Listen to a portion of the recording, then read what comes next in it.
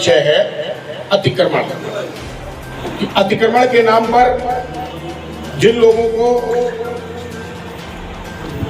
लोगों के मकान, दुकान ये सब तोड़े गए, तो कभी आपने ये जानने का प्रयास किया कि वो आखिर किसके निर्देश पर तोड़े गए? शुरू में तो हम लोगों को भी लगता था कि शायद ऊपर से फर्रुखाबाद का कोई बहुत बड़ा द्वितीय विकास होने जा रहा है, तो शायद उत्तर प्रदेश सरकार के विशेष निर्देशन में ये कार्य हो रहा है। लेकिन काम के साथ साथ जब परिणाम आने शुरू होते हैं तो ये पता लग जाता है कि चीजें क्यों हुई। पूरे उत्तर प्रदेश में अतिक्रमण हटाओ अभियान चला, लेकिन जिस बेरहमी से फर्रुखाबाद में मकान और दुकान तोड़े गए, इसकी मुख्य वजह आज तक हमको समझ में नहीं आ रही है। क्योंकि नगर पालिका फर्रुखाबाद में जिले में एक ही नहीं है, 2 नगर पालिकाएं हैं, कई सारे नगर पंचायतें हैं। वहां पर भी अतिक्रमण अभियान चला, लेकिन किसी बसे हुए को उजाड़ा नहीं गया वहां पर, चाहे टाइमगंज हो, शमशाबाद हो, कंपिल हो, कमालगंज हो। तो फर्रुखाबाद में ऐसा कौन सा द्वितीय विकास होना था इन 5 महीनों में?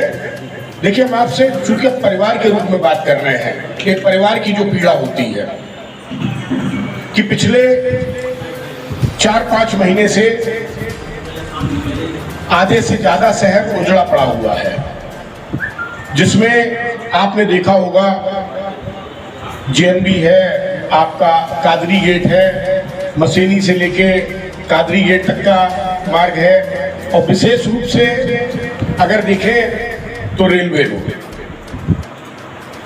एक टाइम सेंटर, और जो रस्तोगी जी की एक दुकान थी, राजे रस्तोगी, जो कि गिराई गई, तो एक बहुत बड़ा विध्वंस हुआ। इस विध्वंस के पीछे हम लोगों को बहुत बड़े विकास की अपेक्षा थी, क्योंकि छोटा मोटा विध्वंस नहीं हुआ। एक कोई व्यापारिक पूरी इमारत गिरा दी गई, सामने एक व्यापारिक पूरा प्रतिष्ठान ढहा दिया गया।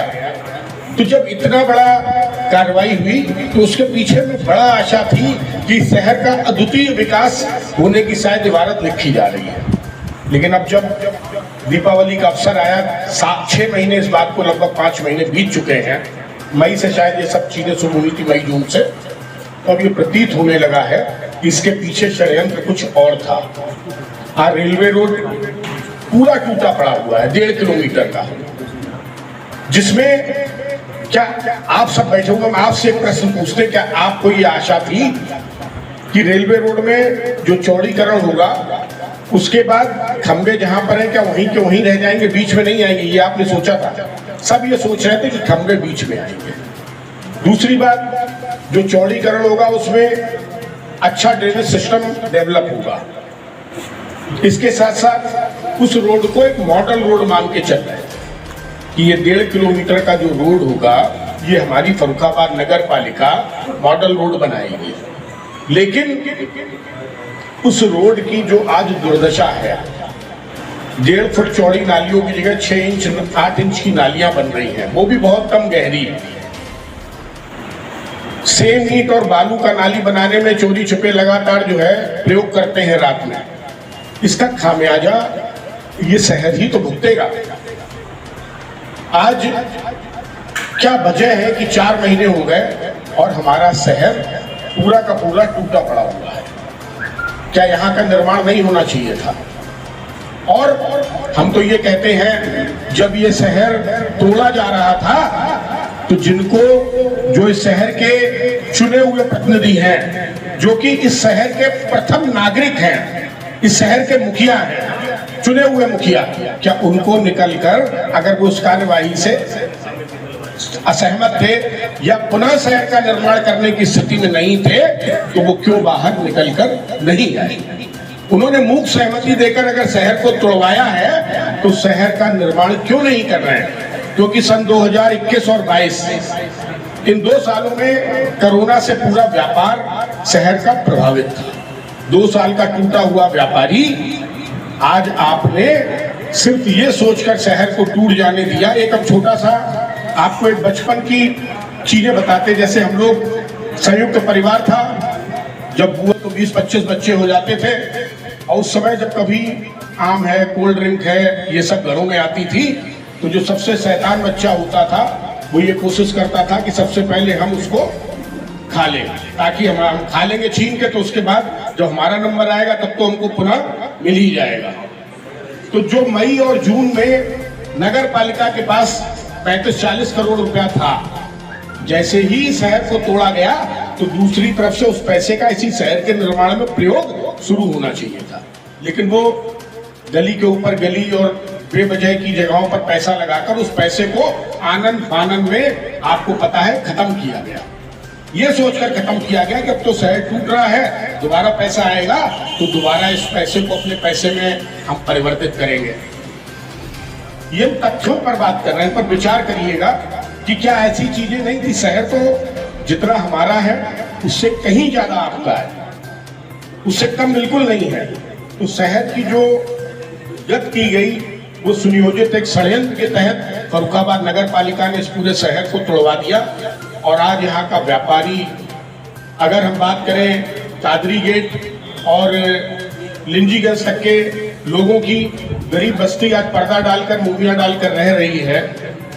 जेएनबी पर अभी तक नालियां नहीं बनी है, कादरी गेट पर नालियां नहीं बनी है, रेलवे रोड पर अभी सांकेतिक रूप से 100-200 मीटर नाली बन गई, सब पूरा टूटा पड़ा हुआ है।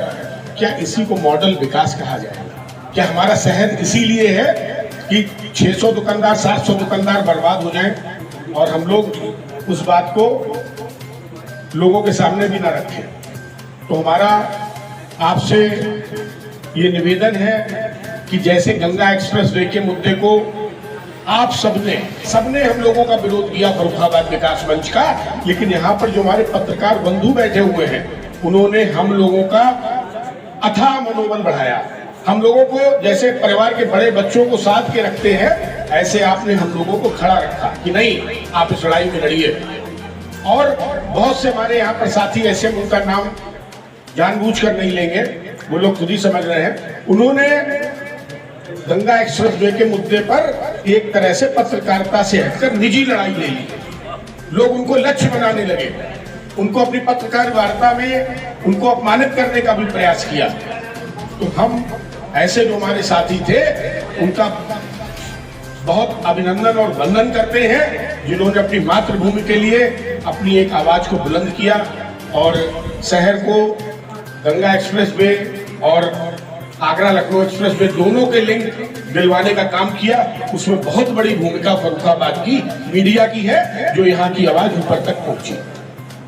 हम साथ ही साथ आपसे ये निवेदन करेंगे कि आज पूरा फर्रुखाबाद जिस तरह से टूटा पड़ा है, इसकी आवाज भी ऊपर तक आप लोग पहुंचाइए, ताकि लोगों को ये पता लगे कि आम नागरिकों का इस लोकतंत्र में किस तरह से हनन किया गया है। तोड़ने का अधिकार तभी है जब बनाने की क्षमता हो। अगर बनाने की क्षमता नहीं है तो तोड़ने का हमें कोई भी अधिकार नहीं।